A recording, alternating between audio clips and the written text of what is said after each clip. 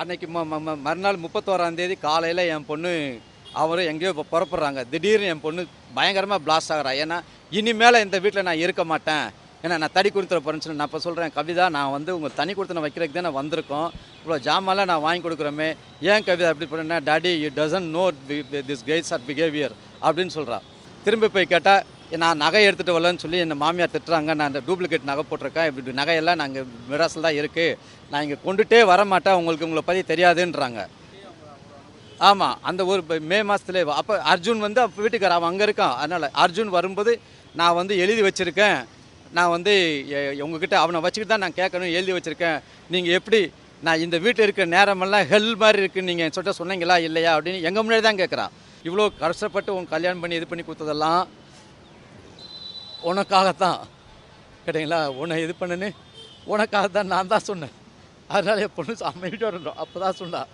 அன்றைக்கி நைட்டு அவங்க வீட்டில் தான் நாங்கள் தங்குறேன், நானே என் மிஸ்ஸஸோ. அன்றைக்கி நைட்டு என் பொண்ணு 9:30 மணி 10 மணிக்கு வந்து சாரி வெரி சாரி, நான் எதனால சொன்னேன்னு தெரியல, ஆனால் எந்த காரணம் கொண்டு நான் என் நகை இங்கே கொண்டு வர மாட்டேன், உங்களுக்கு தெரியாது இவங்களை பற்றி, நான் நிறையா இது பண்ணிட்டேன், அது எப்படி சுமல் பண்ண என்ன பண்ணான்னு தெரியாது. முருகா அவள் சொல்லிட்டு போயிட்டா. நீ சாரி எல்லாம் கேட்க வேணாம் தங்க, எதாவது என்ன உங்கள் மாமனார் மாமியார் இதுதான் உன் வீடு, 1000 இருந்தாலும் ஒரு பெத்த அப்பாவாக ஒரு நிலை நான் சொல்லிட்டு அங்கே போயிட்டேன். நான் எங்கள் பிஸ்னஸும் ஒரு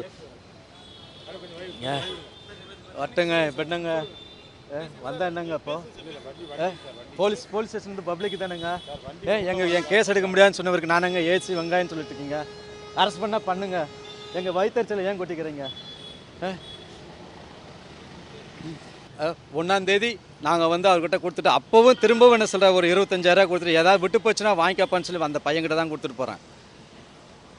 5ஆம் தேதி திரும்ப என் பொண்ணு நான் பார்க்கணுமேன்னு சொல்லிட்டு அங்கே பக்கத்தில் தான் இருக்க தேனி, இப்போ மூணாரில் நாங்கள் இருக்கோம், திரும்பி வந்து என் பொண்ணை பார்க்குறா. அப்போவே என் பொண்ணு வந்து ஒரு அப்நார்மலாக முழிச்சா. எப்படின்னா எங்கள் ஒரு அப்பத்த அம்மாவை பார்த்தா ஒரு 3 நாள் தான் இருக்குது, அப்போவே இப்படி எங்களை பார்த்தோன்னா அப்படியே முழிக்கிறா, எதுவும் சொல்ல முடியல. அப்போ நான் கேட்டிருக்கேன், மறுநாள் என் பையன் கூட தான் கூட்டு வந்து தனியாக பேசும்போது விடலை, காப்பி ரெடி ஆகிடுச்சு வாங்கன்னு சொல்லி தனியாக வந்து இது பண்ணிட்டாங்க. அப்புறம் நான் மறுநாள் கேட்குறேன், Kavitha anything wrong with you, any one will ask to you that anything ராங்னா no daddy I am okay அப்படின்றான். ஆனால் நான் புரிஞ்சுட்டேன் என் பொண்ணு வந்து எதுக்கோ இது பண்ணுறான்னு சொல்லிட்டு.